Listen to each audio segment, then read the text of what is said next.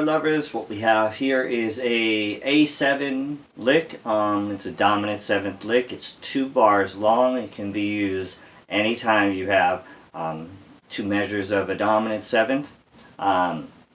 It's in the style of Stochelo Rosenberg or Gonzalo Bergara. This particular fingering, I'm not sure where I got it from. I think I stumbled across it myself just from playing for so long, but I'm sure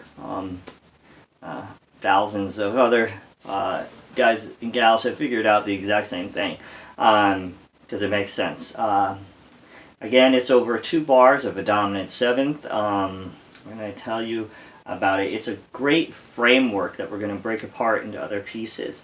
So you don't have to play the whole lick to get use out of it. In fact, most of the time you're not going to. You're just going to use it as a tool to learn the dominant 7th and some good picking and fingering to get all the way through it. I use 3 and 4 fingers for the lick. It just makes sense in this position. You could play it 2 fingers if you want, but it's not really designed for the Django style 2-finger thing. Yeah, that's way too much trouble. If we've got 4 fingers, we might as well use them. There are some great licks and advantages to the 2-finger style. That's just not what we're doing here. If you have a 2-5-1, say E minor 7 to A7 to D, you can put that 2 and 5 together. Think of it as one thing. That's what we like to do. We make 2-5 one event, and we play that. So if that's one event, then we can play the dominant 7th over both chords. E minor 7 is really like an A7 sus, so you could just run through it. We can group them together. We simplify things, which is really what you want to be doing. You want to think about the function of the chord, what the intent is, where it's headed, and that's more useful than getting too hung up on every little chord scale theory thing. So if we're going E minor, A7, right, so we had to measure each. So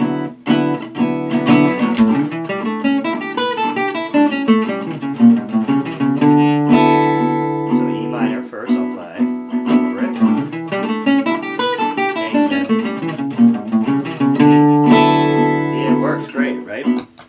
Where else can use it? Like I said, anytime there's 2 bars of a dominant 7. So let's move it up to B flat. We'll play B flat blues. Measure 3 and 4 of B flat blues is 2 measures of a dominant 7. So we have, let me just make my loop here. We have B flat 7, B flat 7. Now 2 of B flat 7 going into the 4 chord. Right? So let's play that.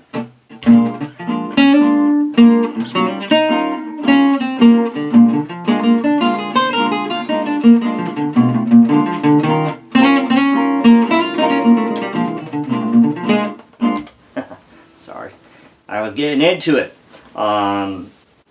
Let's see, you can also alter the notes of it. So let's go back to like an A7 going into a D again. So you have like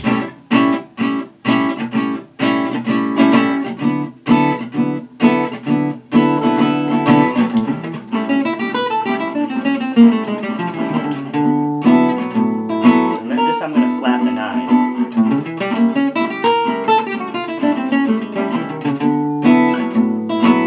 I'm only playing a piece, right?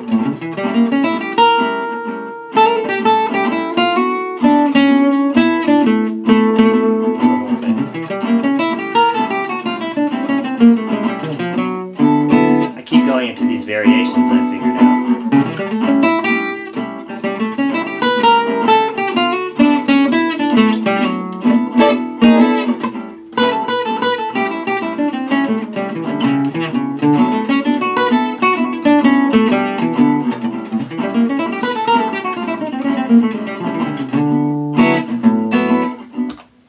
Now, I don't know if those all sound like they are coming from this master shape, but they are.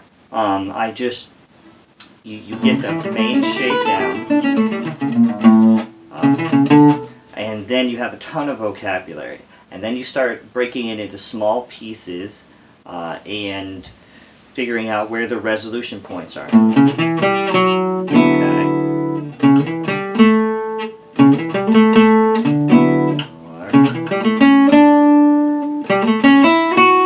So I'm resolving into the D each time. And then once you get comfortable with the smaller pieces or taking it backwards, like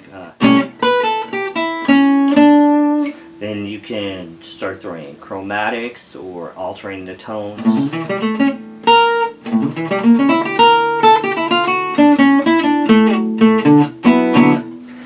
So I think that is all I want to get into, and hopefully I covered it.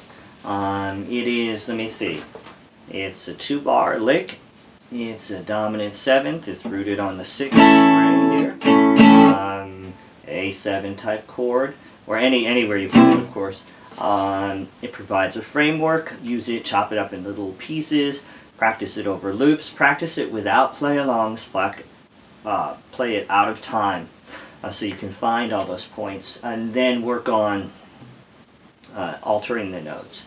You can play it triplets or 16ths or anything. I've made this video like 3 times because I keep talking too much. Like I said, I may have mentioned picking this time or last time. I'm using rest stroke picking,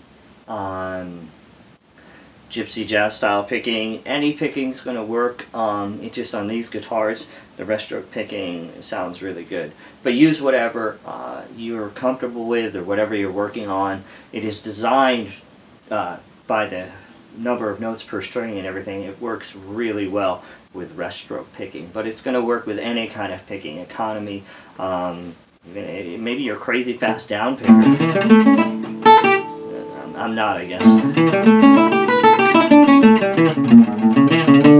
that was pretty weak, right? So anyways, there's your lick. Use it as your master shape to help.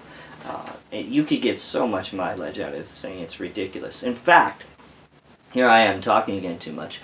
If you go and you transcribe a bunch of these people, you're going to find that there's really about a few shapes, maybe 6 shapes, licks, that most of their vocabulary is derived from. It's just alterations of these things, and that's really how it works.